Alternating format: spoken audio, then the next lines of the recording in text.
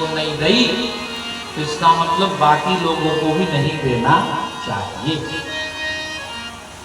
क्योंकि जब तक रसोई के अन्न में भगवान का भोग नहीं लगेगा तब तक उस अन्न के रस में भगवत भक्ति के रस का समायोग नहीं होगा।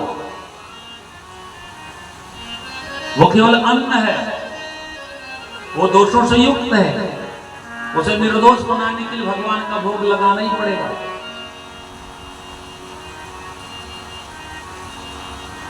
भगवान दौड़े दौड़े आए बाबा से, कथ्यता में पितः कोयम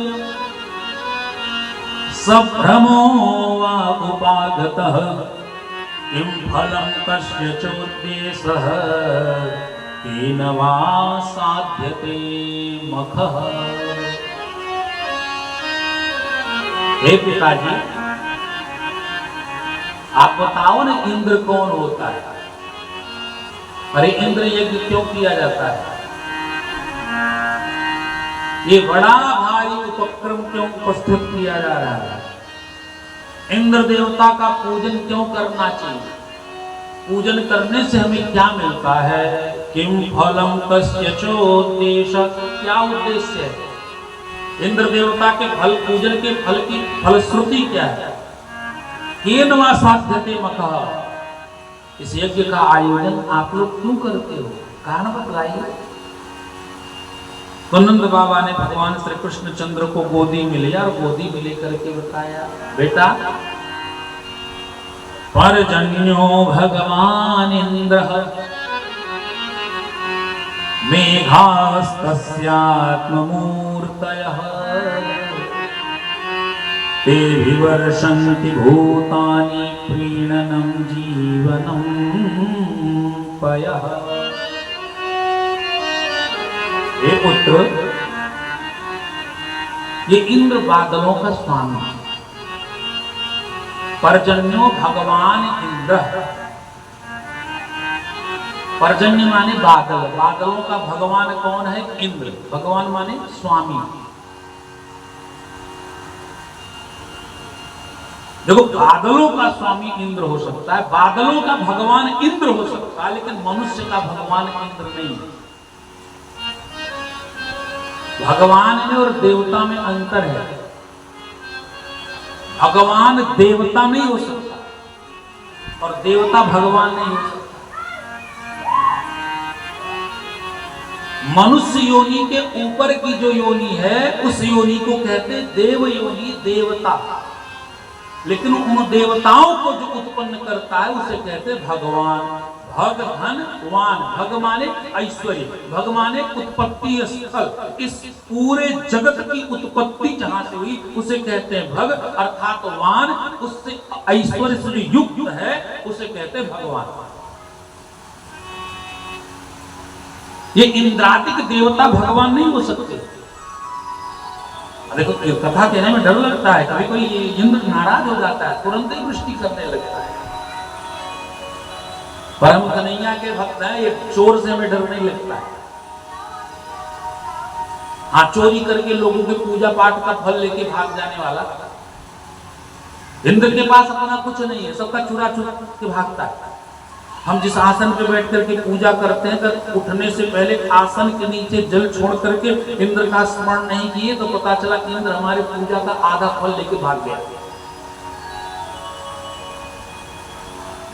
पूजा पाठ करते समय, जप यज्ञ करते समय, हवन आहुति करते समय, मंत्र जपते समय अगर कुछ की पवित्री हाथ में नहीं डाला तो जप का आधा फल लेके इंद्र भाग जाएगा। उस फल को संरक्षित रखने के लिए पवित्र धारण की जाती है। बाबा कहते हैं भगवान इंद्र पर्जन्य, पर्जन्य बादलों का स्वामी है इंद्र। और बादल उसका कहना मानते क्योंकि उनके सेवक हैं, अनुचर हैं। हम इंद्र की पूजा इसलिए करते हैं ताकि इंद्र प्रसन्न हो जाए और प्रसन्न होकर के बादलों को आदेश करे, और आदेश करे तो वृष्टि करे। भगवान कृष्ण का रे बाबा,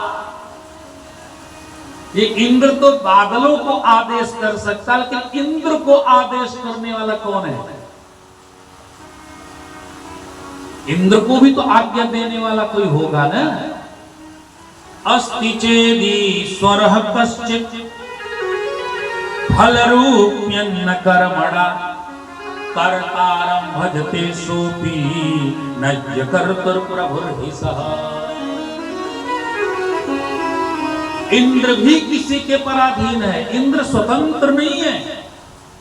न चेन्द्रस्य सुखम किंचिन न सुखम चक्रवर्तिनः सुखमस्ति विरक्तस्य मुनेः एकांत जीविनः।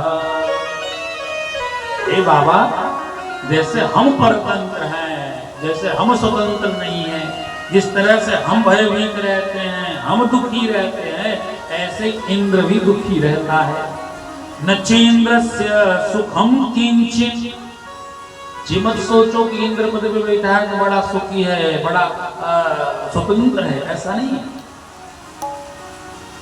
वो परमात्मा जो हमारा परमात्मा है, जो हमारा स्वामी है, वही इंद्र का भी स्वामी है। अस्ति चेदीश्वरः कश्चित्। वो कोई एक ईश्वर है जो हमारे कर्म के फल को देख करके, कर्म को देख करके हमें फल प्रदान करता है। हम जैसा कर्म करेंगे बाबा, वैसा ही फल हमें मिलेगा।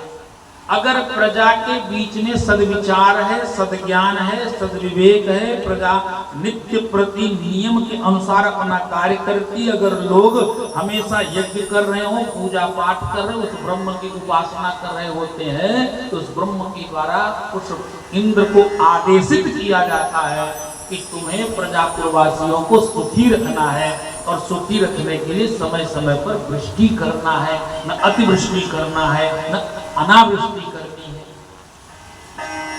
इंद्र स्वतंत्र नहीं है, वो अपनी इच्छा से वृष्टि न कर सकता, न रोक सकता है। तो बाबा ने कहा तुम चाहते का हो पूजन किसका करा फिर?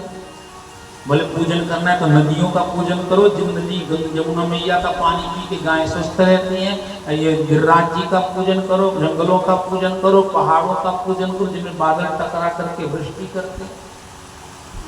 बोले चाहते का हो तो कन्हैया बोले हम तो यही चाहते हैं हमारे गिरिराज जी का पूजन हो गए। बोले गिरिराज महाराज की जय हो।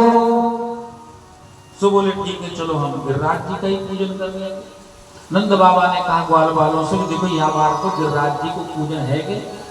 तो वृद्ध ग्वाल बालों ने कहा कि ठीक है, लेकिन जो तुम्हारे नए नए देवता हैं ये प्रत्यक्ष प्रकट होकर के प्रसादी ग्रहण करें, और अगर इंद्र कुपित हो जाए तो हमारी रक्षा भी करें।